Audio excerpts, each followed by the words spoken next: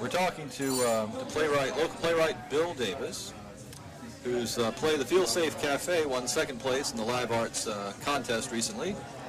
And Bill's going to describe, I guess the plot of the play and the characters, and pretty well familiarize those of you that didn't get to see it with what it was all about. Bill? Well, Steve, I thought you were going to do that, but I changed my mind. I'd be glad to describe it. After I forgot the name of the play. What was the name of the play? I don't know. Yes. Well, the Feelsafe Cafe tells the story of one James Potter, who goes to his weekly meal at his favorite restaurant and orders his usual meal. Only the waiter, Played by Jack Havana, can't seem to remember what it is his favorite meal is.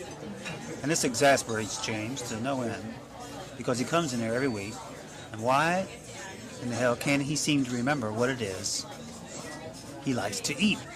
And Brian, the waiter, says, well, perhaps it's because he's mentally deficient. James says, well, that could explain it. So he orders his meal, and in comes a wayward street person. played by Michael Parent. So he's kind of a disheveled street person, and he makes himself at home at James's table. And James is determined that he's not going to interact with him, and determined that maybe perhaps this street person would be so kind as to leave. And he calls the waiter in, Brian, who tries to get him to, who does not actually try to get him to leave, who welcomes him to the table and takes his order as if he were most welcome at the Feelsafe Cafe. Yes. What was that first name? Feelsafe. Yes, right. Where does it go? And the audience actually does not fall asleep at this point because it moves along a lot more rapidly than the narration of this. Yes, but indicate. Yes, it's true. Well, to make a short play short. Yes, I would like to add that it is a very short play. It's only about 15 minutes long. 15 minutes. Yes, all the plays in the contest, by the way, were approximately 15 to 20 minutes long. I think they were. There was one skit. It was kind of a comedy routine. Ran over a little bit. Yeah. Generally 15 minutes long. That wasn't Cindy, was it? No, that was Kurt. Oh, okay. And he had some funny lines. That was the fishing guy? No, it wasn't the fishing guy. This was a young gay guy. He has nothing against straight people. No, of course not. Some of his best friends are straight people. That's a good thing. They want to choose that lifestyle. That's fine with him. Yeah, but that's not his choice. No. Yeah, that was in the finals, and he won like fourth place. No, I guess it was fifth place. Actually, I thought the best play was the fourth place contender. Which one was that? That was called Snapshots by David Kleiner, and featured a young woman and a young man who come back to her apartment, and she wants her young man, who's acquaintance she just met, to take her picture with her dog. And this is what she does to all the fellows she brings up to her place so she can remember her. I think he should have won. But alas, he didn't. It was well performed, well directed, well written play. Good. And third place was a monologue by a young woman named Savi Dorothy. Second place was the Feelsafe Cafe. And of course, Cynthia Burke won the first place. Took your money. If you would have been there, you would have had a good time, I'm sure.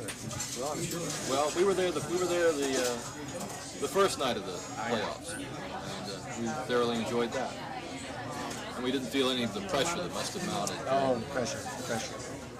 Well, you mentioned that backstage, you had to wait backstage because it was so crowded, and that affected your performance. Yes, You're laughing, but it must be true. Yes, I did. I did say that. Did Michael try to sort of, relieve the tension? I think Michael was experiencing some tension. As I recall, he had a lot of pain in his head. He was soliciting the assistance of nubile young ladies who were backstage to massage his temples and bring them to a sense of relaxation and ease. I see. Which is probably why he's a bachelor today. And Jack, what did Jack do? Jack, as I recall, he did a lot of pacing backstage. The pacer, is he? He was a pacer. So when you all were rehearsing this, I mean, what went on? I mean, you had this play. Was the play the way it turned out? Was that the way you wrote it? Or did No, there were changes. Yes, and yes, I used to bring in some changes every time we got together. You ad-libbed, in other words. So how different? How different was it? Well, Steve, a lot of things were different, and some of the things were the same. Could you be, Mr. Davis, just a bit more specific? Well, Michael was particularly astute in pointing out how the placement of words sometimes can make a difference in the delivery of a line. Right. There's a part in the play where Michael, as the street person Marcus, first sits down at James's table, and James calls for the waiter, calls for Brian, and he doesn't come. I say, myself, who plays James in his production, called out, Brian, where are you? And Marcus, the street person, says, they're never around when you need them. That's what I've learned about waiters and psychiatric aides both. Ha ha ha. Audience laughed appreciatively, and it was Michael's suggestion to put the word both before the word psychiatric aides and waiters, so that the final word would be psychiatric aides, so that would more of a punch instead of laying on the word both, which I thought was a very helpful suggestion. Yeah. He made numerous ones like that to improve the fluidity and structure and he obviously has done energetic punch of this right, punched it up a bit. Comedy. Well, he's done comedy more than you have, right? Yes, I think he has. Yeah. So he was funnier too. Well, your part was straight. You were the straight one. So, yeah, I mean, it wouldn't have worked if you'd been funny too. But I did get a few laughs. Oh, and I brought in a line that you probably didn't hear on the first time you saw it. Let's see, do you remember the part of the play where Michael, as Marcus, the street person, says, I know everybody in town. I know Mayor David Toscano. Right, I know Emily Kirk. I know Sam and Jessica. I know Tony down at Chaps. I even know Ed Robb. And all he ever says to me is, "Get a job." So I inserted the line at the final, in between shows actually, that my character would say, well, the jobs can give the mentally ill a new lease on life. Just look at Brian. So you gotta laugh there. So I gotta laugh there. At Jack's expense. And Jack is still speaking? Yes. So what were rehearsals like? I mean, were they pretty raucous, or were you guys... Oh, we had, usually it consisted of Jack coming up with every kind of nonsense he comes up with in a different kind of accent. And you two doubled over in laughter, right? Two of us doubling over in laughter. Yes. I mean, Michael is incredibly funny, but somebody that can make Michael laugh is Jack. Jack is, just tickles his funny bone like nothing else. Well, mine too, by the way. Yes, well, I've laughed a bit at Jack. Yes, you can laugh at Jack. He's a laughable kind of a guy. He's so good. Well, where is he today, though? That's the question. He is in Nelson County. He doesn't come out of Nelson County very often, does he? Well, I understand he's back in town. Was he in Florida? No, he was in Florida in Christmas time. So what gave you the idea for this play? Was there some event that... Well, actually, I kind of identified with the street person, Marcus. That's great. Just because what your life's been like for the last few years, off and on? Yes, just kind of living on the edge of homelessness and... In the basement for a while. Right. Yeah. So it really was kind of putting that character, a lot of my... The character that you played, did you have a model for that? Or was that... Well, let's see. He was kind of modeled after a baseball player who was in the same Little League team, which is mentioned in the play. Oh, so that was a... Yeah, that was my real manager, Mr. Rugers. But the guy was actually named Steve Potter. He was just a tremendous little leaguer. Yeah. Hit home run. He was a super pitcher and just a natural athlete. Yeah. Did he go into the majors? I don't think so. He didn't become a street person. I don't know. I don't know what happened to him. Yeah. So this is just speculation. That's great. Did you all get along? Oh yeah. We got along. So this isn't revenge. Being a street person. No, actually, I guess James is also just kind of a projection of what I'm like as well. Yeah. Kind of a distant, aloof person who doesn't want to really get involved with other people and problems. And just want to be comfortable sitting at the table, drinking my wine.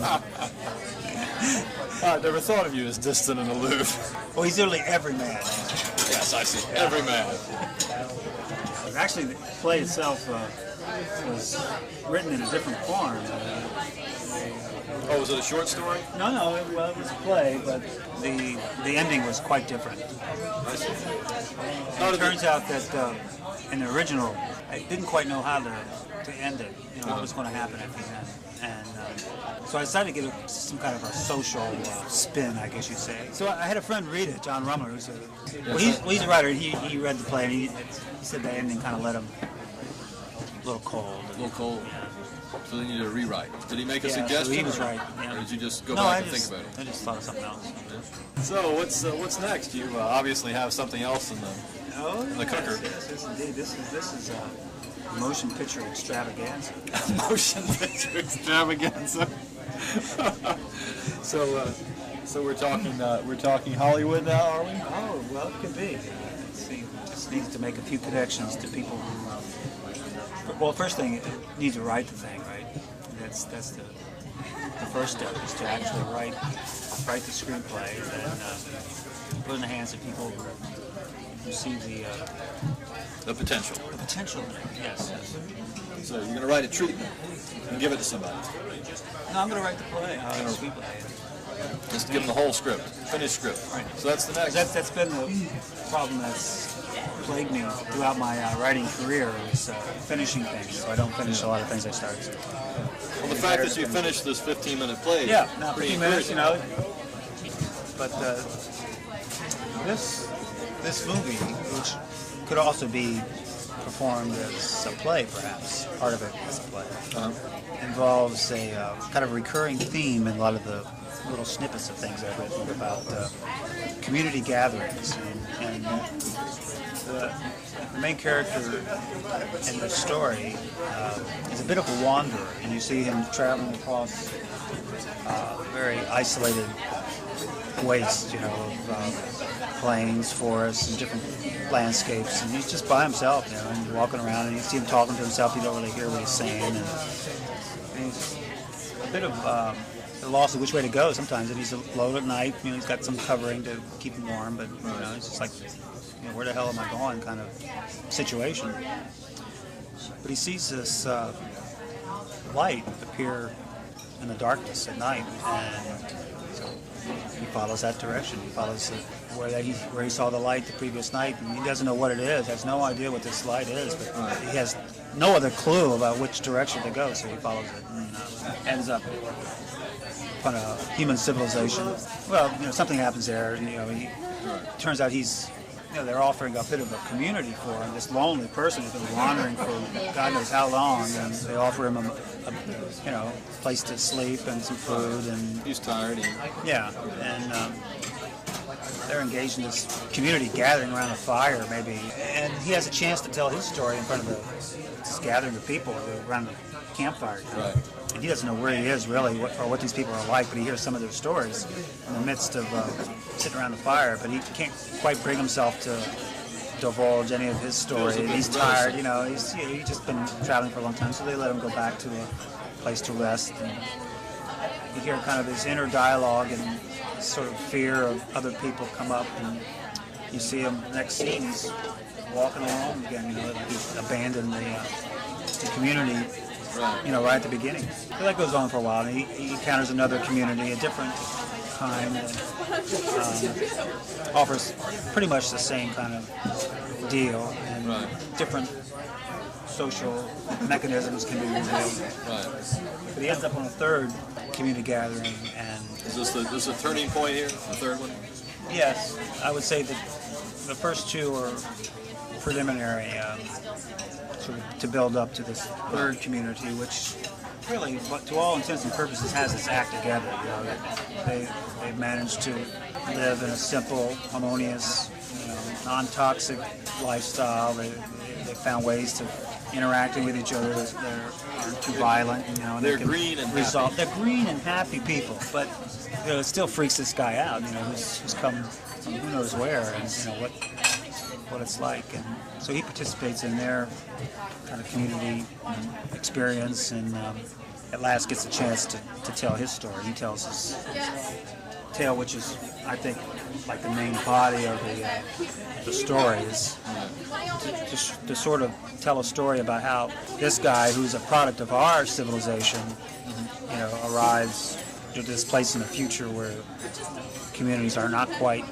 as linked as they are now, but they have a chance to evolve in a certain way.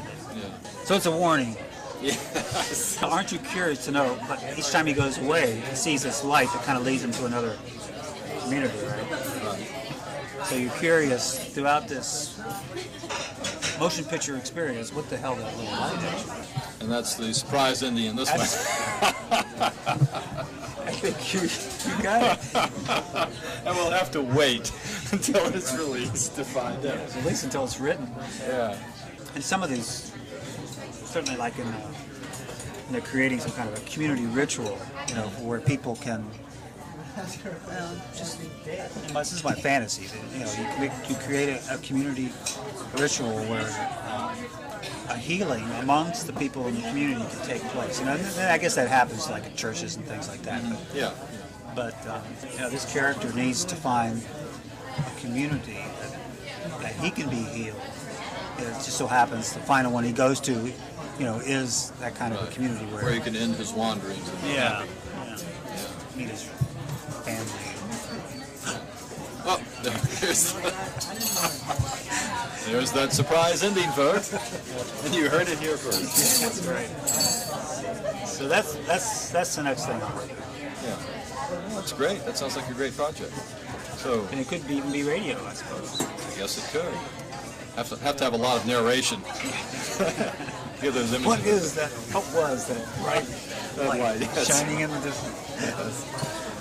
Onward, ever onward, following the bright light in the distance. It's like hear it now. But see, what I was thinking, Steve, sorry. I got all these little snippets, the little stories like that. You can work them in. As we're sitting around the microphone, Jack and Michael. Right.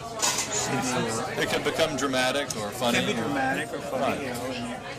And hopefully entertaining. Hopefully, yes, worth listening to. Yeah. And probably in need of an occasional edit. Well, that's one thing I learned to appreciate in doing the Feelsafe Cafe, is that I am not overly sensitive to editing. I mean, I thought perhaps I could be defensive, right. About something. But you were open to it. I was very open to it. Yeah. I think that was encouraging. Should we go, or what should we do? Well, I guess we ought to wrap it up. Do you want to say goodbye to anybody? Say hello to Mom? Mom! Hello, Mom! Well, let's see. What's today's date? It's April the 12th, 1995. We've been talking to Bill Davis, discussing his play at Feelsafe Cafe. At the Feelsafe Cafe. And, oddly enough, we're at the Feelsafe Cafe. That's right. Michael's Bistro. Yes, or Michael's Bistro, which Michael being one of the principal actors in the Feelsafe Cafe. And anyway, if the play ever comes your way, you might want to watch it. And if it doesn't, you might want to send a stamped self-addressed envelope to Bill Davis. Close $10, please. Yes. Postage and handling. Postage and handling. And to sort of help the artist along. Anyway, any closing comments? Let's see. Words of encouragement? It's not too late.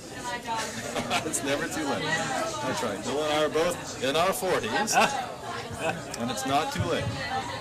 Okay, well, I guess we'll sign off then. Thank you very much. And a good evening. Good evening. Was that chickpea? Okay, we're out of here. That was good. Okay, say this is Bill Davis signing off. This is Bill Davis signing off. What a show it's going to be. This is the Mutual Broadcasting System.